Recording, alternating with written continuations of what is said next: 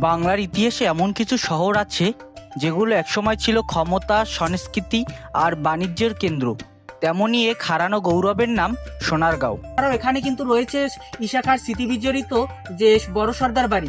বর্তমান নারায়ণগঞ্জ জেলার এই অঞ্চল একসময় ছিল প্রাচীন বাংলার রাজধানী। ত্রয়োদশ থেকে সপ্তদশ শতাব্দী পর্যন্ত সোনারগাঁও ছিল রাজনৈতিক, অর্থনৈতিক এবং সাংস্কৃতিক দিক থেকে অত্যন্ত গুরুত্বপূর্ণ। মধ্যযুগে সোনারগাঁও ছিল বাংলার অন্যতম প্রধান শহর।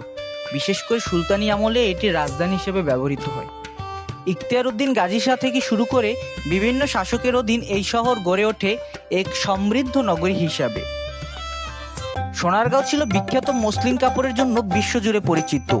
এখানকার সূক্ষ্ম বুননের মসলিন ইউরোপ পর্যন্ত রপ্তানি হতো। এছাড়া নদীপথে বাণিজ্যের কারণে এটি হয়ে ওঠে আন্তর্জাতিক বাণিজ্যের একটি গুরুত্বপূর্ণ কেন্দ্র। আজও সোনারগাঁয়ের ইতিহাস বেঁচে আছে তার স্থাপত্য। পানামনগর, যেখানে সারি সারি প্রাচীন ভবন যেন আজও অতীতের গল্প বলে। লোক ও কারুশিল্প জাদুঘরও এই অঞ্চলের ঐতিহ্যকে ধরে রেখেছে। সময়ের সাথে সাথে রাজধানীর গুরুত্ব হারিয়ে ফেলে সোনারগাঁও। রাজনৈতিক পরিবর্তন ও নদীপথের পরিবর্তনের ফলে ধীরে ধীরে এর জৌলস কমে যায়। তবে আজও এটি বাংলাদেশের ইতিহাসে এক অমূল্য নিদর্শন। সোনারগাঁও শুধু একটি শহর নয়, এটি আমাদের অতীতের গৌরব, সংস্কৃতি আর ইতিহাসের প্রতিচ্ছবি। এই ইতিহাসকে জানুন, সংরক্ষণ করুন আর গর্ব করুন আমাদের ঐতিহ্য নিয়ে।